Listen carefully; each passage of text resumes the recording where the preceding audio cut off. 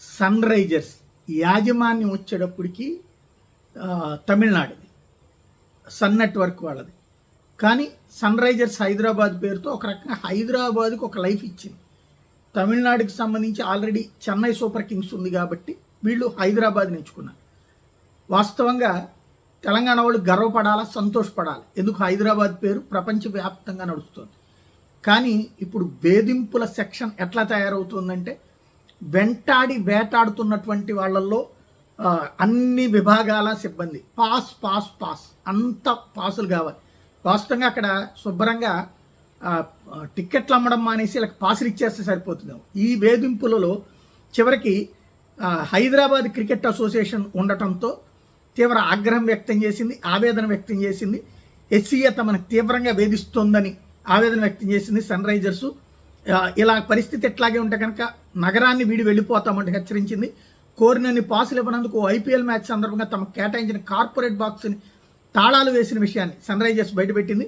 SCA అధ్యక్షుడు జగన్మోహన్ రావు బెదిరింపులకు పాల్పడుతున్నారని ఆరోపిస్తూ ఎస్సీఏ కోశాధికారికి సన్ రైజర్స్ ప్రతినిధి రాసిన లేఖ ఇప్పుడు వెలుగులోకి వచ్చింది.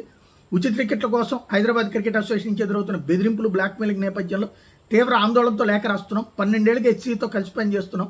కానీ గత 2 సీజన్ల నుంచే వేధింపులు ఎదురవుతున్నాయి. ఒప్పందం ప్రకారం హైదరాబాద్ క్రికెట్ అసోసియేషన్ 10% 3,900 కాంప్లిమెంటరీ టికెట్లు కేటాయిస్తున్నాం. 50 సీట్ల సామర్థ్యం ఉన్న F12A కార్పొరేట్ బాక్స్ టికెట్లు కూడా అందులో భాగమే.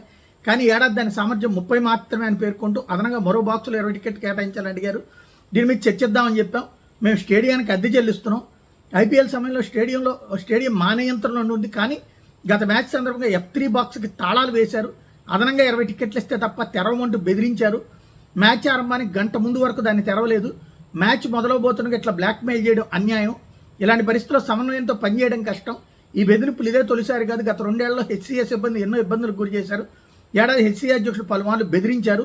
దీన్ని సంఘం దృష్టికి తీసుకొచ్చాం కూడా. హెచ్సీఏ ముఖ్యంగా సంఘం అధ్యక్షుడు ప్రవర్తన బట్టి చూస్తే ఈ స్టేడియంలో సన్ రైజర్స్ ఆడటం ఇష్టం లేనట్టుగా అనిపిస్తోంది.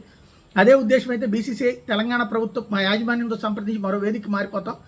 హెచ్సీఏ నుంచి గత 2 ఏళ్లలో మాత్రమే ఇలా ఇబ్బందులు ఎదుర్కొన్నాం. దీని మీద చర్చించేందుకు హెచ్సీఏ అపెక్స్ కౌన్సిల్ సభ్యులతో ఒక సమావేశం ఏర్పాటు చేయాలని కోరుతున్నామని Sunrisers general manager Srinath లేఖలో పేర్కొన్నారు. శుభ్రంగా లోకేష్ కేసీనేని చిన్ని మాట్లాడు. ఎందుకంటే ఆంధ్ర అసోసియేషన్ అధ్యక్షుడు కదా, విశాఖ రమ్మనమంటే సరిపోతుంది.